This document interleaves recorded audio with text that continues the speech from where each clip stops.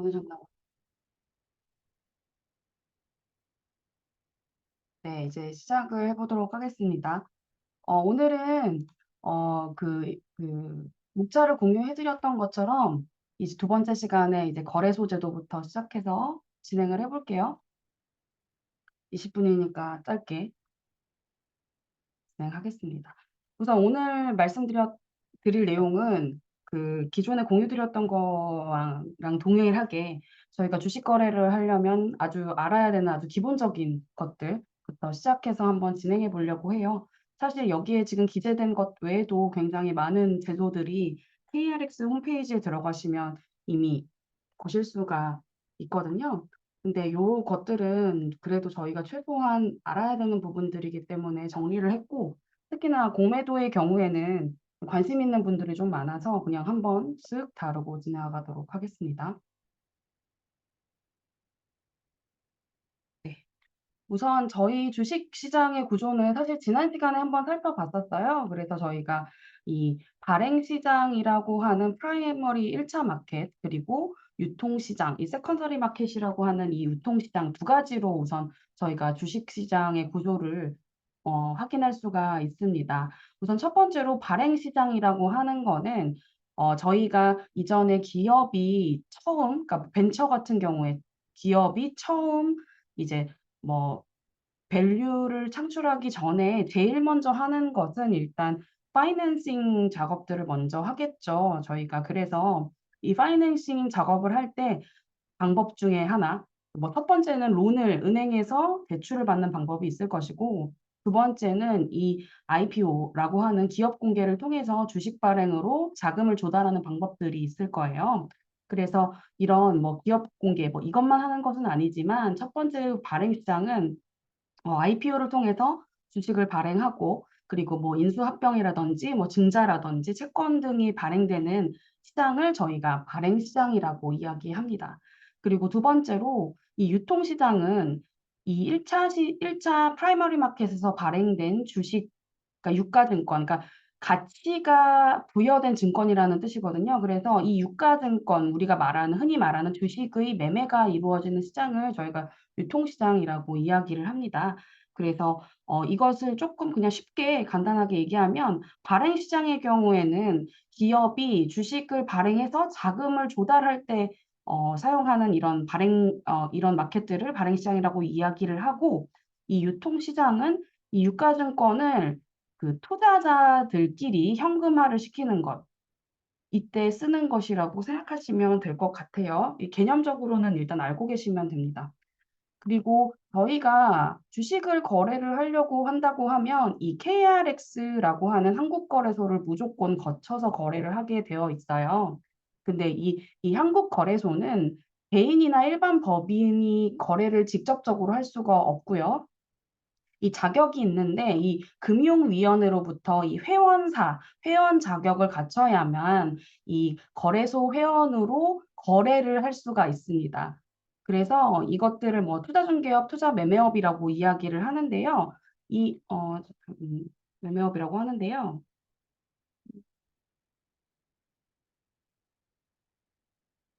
네.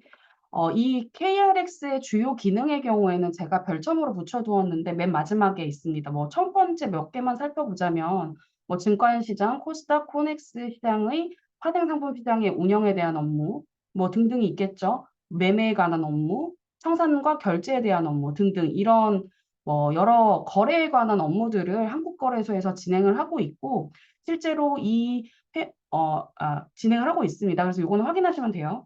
굉장히 하는 일이 많죠.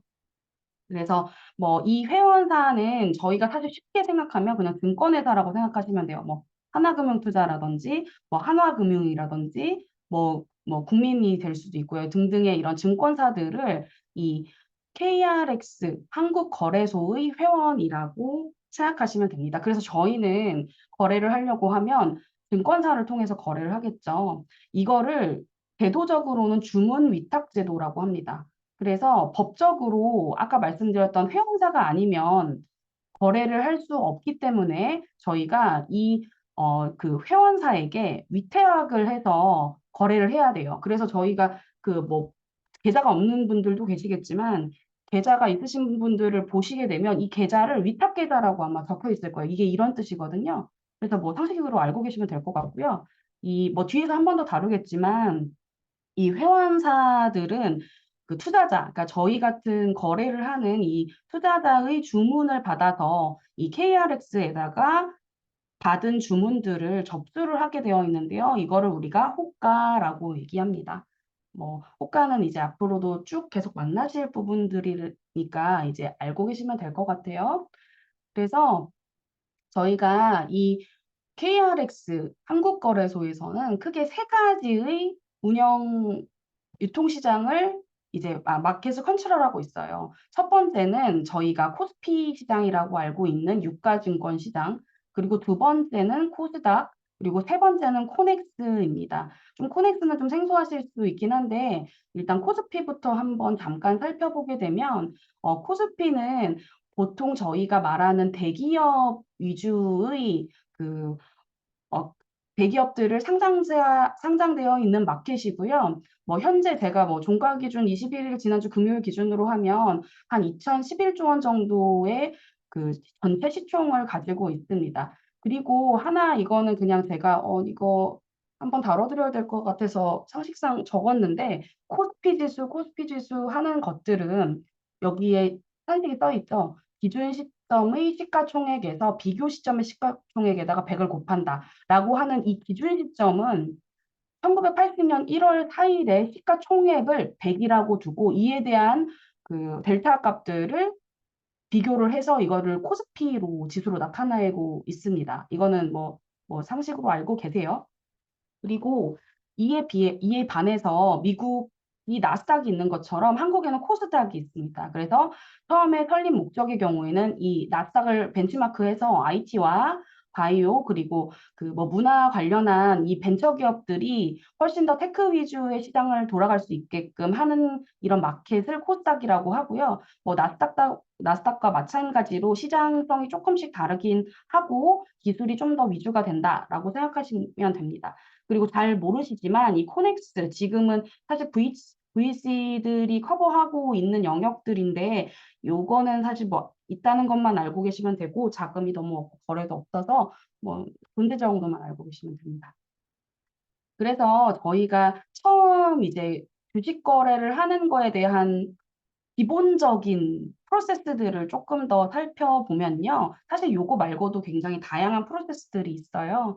근데 이제 기본적인 거를 저희가 한번 살펴볼게요. 앞서 말씀드렸다시피 저희는 한국거래소의 회원인 증권회사만 거래를 법적으로 할 수가 있기 때문에 일반 투자자들은 거래소 시장에서 매매 거래를 할 수가 없어요. 그래서 뭐부터 개설하냐면 위탁 계좌부터 개설을 하고요. 그러니까 증권사에서 증권 계좌를 저희가 만들게 되겠죠. 그리고 이 위탁 주문을 넣습니다. 저희가.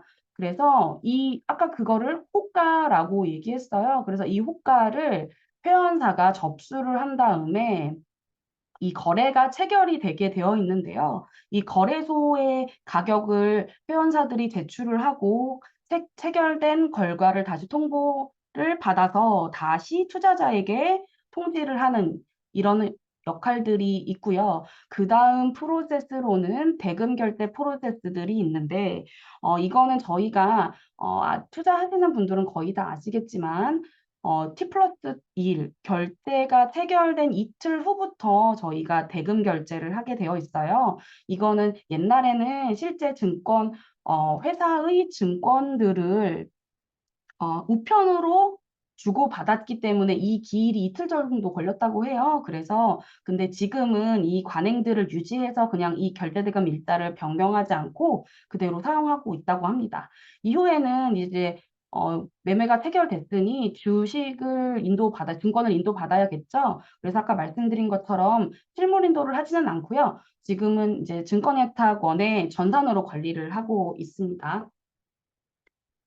이거는 좀 일반적인 거래는 아니고 좀 특수한 거라서 앞에서 한번 하지 말라고 앞에서 미리 한번 다뤄볼게요. 우선 신용거래라는 것이 있고 이 신용거래에 따른 반대매매라는 것이 있습니다. 그래서 저희가 돈이 있어야만 그 주식을 매매할 수 있는 건 아니고요. 이게 마치 그 저희가 부동산 거래를 할 때 그 부동산 거래를 할 때 담보대출을 하듯이 이 신용거래 또한 주식을 담보로 해서 매수를 할 수가 있습니다. 이런 거를 신용거래라고 이야기를 해요. 그래서 이 주식 어, 매수할 때 전액이 아니라 한 뭐 30에서 50% 정도? 이건 통상적인 거고 그 주식의 종류에 따라 다릅니다. 그래서 요것만 지불하고 매수를 할 수가 있는데 우리가 이 지불하는 금액을 증거금이라고 이야기합니다. 그래서 어, 한마디로 말하면 이 증거금과 증거금을 내고 나머지 금액은 주식을 담보로 해서 거래를 할 수가 있는 거예요. 그래서 뭐 만기는 보통 한 90일에서 180일 정도가 되고요. 뭐 연장도 당연히 가능합니다. 대신 은행에 이미 그 주식을 가지고 있는 사람의 베네핏은 이자를 받을 수가 있는 거예요. 그래서 이런 것들을 우리가 신용거래라고 이야기를 합니다. 그리고 요거는 그냥 뭐 알고 계시면 좋은데 우량주일수록 이 증거금리 자체가 낮아서 신용금액이 많이 나오게 됩니다. 당연히 담보가치가 확실하기 때문에 이런 것들을 알 수가 있겠죠. 그리고 어떤 좀 리스크가 있는 종목은 아예 불가능하게 매매가 안 되는 경우도 있고요. 그리고 증권사마다 이 종목, 증거금률, 이자율이 전부 다 상이하게 됩니다. 요거는 알고 계셔야 해요. 하지만 이게 뭐 물론 레버리지를 쓴다는 측면에서 좋은 거라고 할 수도 있지만 뭐 저는 개인적으로 추천드리지는 않아요. 근데 만약에 이 신고를 내가 했는데 주가가 떨어졌다. 즉 담보 가치가 하락했다라고 하면 어떻게 되냐면 이 반대 매매라고 하는 것이 처리가 돼요. 그래서 어, 보통은 이제 한 30% 정도 손실 계산해 보니까 30% 정도가 손실 기준이 나면 이제 반대 매매에 들어가게 되어 있는데 뭐 내가 신용거래를 했는데 주식이 30% 떨어졌다. 이러면 이제 증권사에서 전화가 옵니다. 전화가 와서 돈을 더 넣으시겠어요? 아니면 다른 주식을 담보로 제공하시겠어요? 이렇게 물어보는 전화가 오게 되어 있고요. 이 조건을 충족시키지 못하면 그 증권사는 보유하고 있는 고객 보유 주식을 그대로 그냥 매매 처리합니다. 무조건 강제적으로 매매 처리를 해서 이 금액을 상환하게 됩니다. 그러니까 은행이 아니라 증권사 입장에서는 굉장히 뭐 좋은, 사실 뭐 좋지는 않지만 여튼, 그 담보에 대한 처리를 굉장히 빠르고 확실하게 하는 방법이라고 생각하시면 될 것 같아요. 그리고 이거는 아주 거래하실 때 기본적인 내용들이에요. 물론 여기 계신 많은 분들이 많이 아실 것 같긴 해요. 일단은 휴장일, 그러니까 뭐 실제 운영일은 일단 월요일부터 금요일까지 진행을 하고요. 이 아래 일자는 거래를 하지 않습니다. 뭐 공휴일, 그러니까 일요일도 포함될 거고요. 그리고 근로자의 날, 토요일, 12월 31일, 그리고 뭐 인정하는 날인데 이런 것들은 그냥 뭐 공휴일 외에는 제가 거의 못 봤던 것 같아요. 그리고 거래 시간은 9시부터 3시 30분. 이때는 증권사 다니시는 분들이 연락이 잘 안 되죠. 그리고 이 호가 접수 시간이라는 게 있습니다. 그래서 이때는 내가 매매를 할 때 미리 내가 거래하고 싶은 금액을 접수시켜 놓는 시간이거든요. 그래서 요거는 알고 계시면 될 것 같고요. 저희가 정규 마켓 외에도 시간의 시장이 있는데요. 장 개시 전의 프리마켓과 장 종료 후의 애프터마켓 두 가지가 있습니다. 제가 여기다가 장개 시장 종가 매매라는 것을 써놨는데요. 이거는 뭐냐면 예를 들어 5월 1일에 내가 특정 A라고 하는 스탁에 대한 종가를 5월 2일 8시 30분에 그 가격 그대로 거래하고 싶을 때, 그럴 때 종가 매매라고 하는 기회를 줍니다. 이런 제도가 있어요. 하지만 이 경우에는 당연히 파시분이 계셔야겠죠. 그죠? 요런 제도가 있고요. 옛날에는 7시 반부터 했었었는데 지금은 뭐 트랜잭션 자체가 10분을 주나 1시간을 주나 비슷하다고 해서 이거를 지금 10분으로 줄인 걸로 제가 알고 있어요. 그리고 뭐 주식 거래는 그 최소 거래 수량이 한 주부터 매매를 하실 수가 있고요. 그리고 참고적으로 일본은 100주 단위로 거래를 할 수가 있습니다. 중국도 아마 100주였던 걸로 기억을 하고 있어요. 그리고 체결 우선순위가 있습니다. 당연히 이 증권사뿐만이 아니라 정말 많은 트랜잭션이 벌어지겠죠. 그래서 이 체결 우선순위는 가격이 먼저, 그 다음에 어떤 순서대로 왔냐, 그 다음에 수량이 어떤지, 위탁 매매가 어떤지에 따라서 체결이 먼저 진행이 되게 됩니다. 특히나 이 위탁 매매는 그러니까 증권사 기관 외국인에 비해서 개인의 그 체결, 왜냐면 이분들, 이 위탁 매매 하시는 기관의 경우에는 물량이 굉장히 많기 때문에 그 가격 변동성에 영향을 굉장히 많이 줄 수 있다고 봐서 이 체결 순위를 가장 후순위로 두고 있다는 거 알고 계시면 될 것 같고요. 그리고 저희가 하루에 이 주식이 오르고 내릴 수 있는 비율들이 정해져 있어요. 그래서 기준 가격 대비해서 위로 30%, 아래로 30% 정도가 제한이 되어 있습니다. 그리고 가격 제한 폭은 이런 조건들이 막 있는데요. 이런 것들을 한번 읽어보시면 될 것 같아요. 추가로 이거 도움될 것 같아서 가지고 왔는데 레버리지 ETF는 가격 제한 폭이 이 레버리지 바이수만큼 적용이 됩니다. 산출 가격은 나중에 한번 보시면 될 것 같아요. 그리고 이거는 사실 그 코로나 이전에는 제가 본 적이 없는데 코로나 때 한번 경험을 해본 것 같아요. 이 주식 시장이 굉장히 변동성이 심할 때 이 주식 시장을 안정화시키기 위한 두 가지 제도가 있습니다. 첫 번째로 서킷 브레이커라고 하는 것, 두 번째로 사이드카라고 하는 건데요. 이거는 거의 발동되지는 않는데 제가 최근에 몇 개에서 좀 보기도 해서 한번 공유를 드리는 거예요. 그래서 발동 조건은 일단 서킷은 코스피나 코스닥 지수가 전일 종가보다 8% 이상 하락해서 1분 동안 지속되면 1단계 진행이 되고요. 얘네들은 그 20분간 거래가 중지가 되고요. 20분 후에 다시 재개가 됩니다. 하지만 한 번만 하루에 발동이 되기 때문에 한 번 더 있을까 봐 거래 대기하시는 분들 계시는데 이러실 필요가 없어요. 그리고 사이드카 같은 경우에는 코스피 선물, 이거 선물입니다. 선물이 5% 이상 혹은 코스닥 선물이 6% 이상 변동이 1분 정도 지속이 될 때, 이게 엄청난 거거든요. 이 트랜잭션을 계산을 해보면 이게 금액이 한번 주제에 따라 좀 다르겠지만 엄청난 트랜잭션이라서 이상 데이터일 거예요. 그래서 이때는 프로그램 매매가 5분간 정지되고 다시 재개가 됩니다. 아까 말씀드렸던 것처럼 이 서킷 브레이커와 사이드카는 하루에 한 번만 발동이 가능하고요. 그리고 매매 종료 40분 전, 그러니까 저희가 3시 반 장종료니까 2시 50분부터는 발동이 불가능하게 되어 있습니다. 그리고 많은 분들이 관심을 가지고 계신 공매도. 이 공매도 폐지 법안 때문에 굉장히 말이 많은데 저는 사실 개인적으로는 있어야 된다고는 생각해요.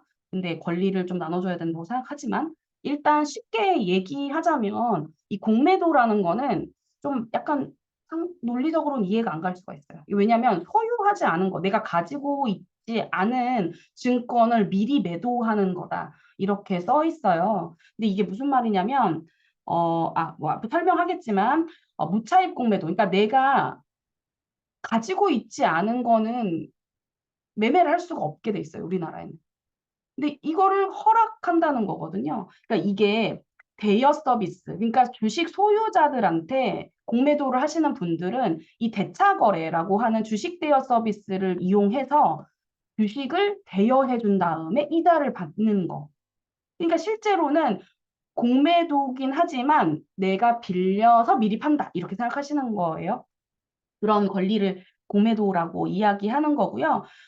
오타가 있네요. 공매도는 일종의 그냥 대차, 빌리고 갚는 계약이라서 그 기간이 도래를 하면 다시 주식을 다시 빌려준 분한테 다시 반환을 해야 돼요. 그래서 보통은 이 공매도를 치고 나면 만약에 올라가거나 막 이런 불미스러운 일, 매수하시는 분에서 좋지 않은 일이 만약에 발생해 주가가 상승한다든지 이렇게 되면 대매수를 해서 공매도를 상환하게 돼 있는데 이거를 업계에서는 숏을 친다, 숏 커버링 이렇게 부르지만 업계분들은 숏 쳤다 이렇게 말씀을 하십니다. 이 공매도가 그 지금은 저희가 기관만 칠 수가 있어서 그 전문 투자인들만 공매도를 할 수가 있어요. 그래서 이게 좀 말이 굉장히 많은데 이 목적이, 그러니까 기능이 있어요. 그래서 이 사실 처음에 시작했을 때는 뭐 증권사 입장에서는 이 가격을 하락을 예상을 할 때 내가 그 해지를 위해서 이 공매도를 하게 되어 있고요. 두 번째로는 아무리 생각해도 이 밸류에이션 자체가 너무 높아졌다라고 하는 것들을 매도에 베팅을 하는 거죠. 그래서 매매 차익을 유도하는 목적이 있습니다. 그리고 그 공매도의 순기능이 확실히 있어요. 그러니까 뭐 이건 공매도는 일반 주식시장과는 좀 다른 형태의 유동성이기 때문에 약간 그 거리기 때문에 투자자한테 뭔가 거래 비용을 줄여줄 수 있는 효과가 있고요. 그리고 뭔가 시장에 돌아다니는 나쁜 정보들을 사람의 심리가 아니라 그냥 정확하게 이제 밸류에이션이 제대로 될 수 있게끔 가격을 안정시키는 역할도 있습니다. 그래서 이것들이 버블을 좀 막을 수 있는 역할을 할 수가 있어서 공매도가 순기능이 있어요. 하지만 역기능이 당연히 있겠죠. 일단은 소유하지 않은 증권을 빌려서 미리 매도하는 거기 때문에 결제일이 됐을 때 결제를 안 하시는 먹튀 같은 발생이 있을 수 있습니다. 물론 이거를 거래소에서 가만히 있지는 않겠지만 이런 우려들이 있고요. 그리고 이거를 반대로 역으로 생각을 하면 시장 참여자의 불안을 좀 유도할 수 있는 기능들이 있어요. 그래서 요것들은 그 명가암이 굉장히 분명한 제도거든요. 그래서 요거는 2023년도 23년도에 아마 다시 논의가 될 것으로 알고 있고 그 이후에 제가 좀 법안을 체크를 안 해봐서 모르겠지만 이런 제도가 있다. 그리고 지금 현재에는 개인 공매도에 대한 허가에 대한 법안을 논의하고 있다. 이 정도로 알고 계시면 될 것 같아요. 아우, 2분 오버했네요. 죄송합니다. 혹시 질문이 있으실까요? 항상 질문, 없습니다. 있으신가요? 없으실까요? 아, 기대를 했는데. 아무튼, 네. 그러시면, 네, 오늘, 네, 강의는 여기까지 하는 걸로 하고요. 저희가 뭐냐, 저기, 말씀드려야 될 게 제가 창에다가 하나 적어놨는데요. 원래 이번 주 금요일, 그러니까 다음 주 금요일, 4월 28일 금요일에 있을 오영일 교수님 세미나가 교수님 일정이 있으셔가지고 5월 12일로 변경이 됐어요. 그래서 그거는 알고 계시면 될 것 같고, 그리고 5월 말에, 홍릉 캠퍼스에서 한 번 더 진행을 합니다. 아무래도 교수님 모시는 거라 약간 좀 다른 캠퍼스에서 하려고는 했으나 일단 대여가 안 돼서 못했고 일단 이번에도 한 번 더 스펙스 103호예요. 그래서 그쪽으로 한 번 더 모이시면 될 것 같아요. 5월 10일 금요일입니다. 오영애 교수님께서 레지듀얼 러닝이라고 하는 주제를 가지고 진행을 해주실 거고요. 지금 저희가 수업 듣고 있는 내용이긴 한데 굉장히 도움이 많이 되실 거라고 생각을 합니다. 네, 뭐 고생하셨고 궁금하신 거는 언제든 저한테 연락 주시고요. 그리고 자료와 유튜브는 제가 창을 통해서 다시 올려드리도록 하겠습니다. 수고하셨습니다. 감사합니다. 감사합니다. 감사합니다.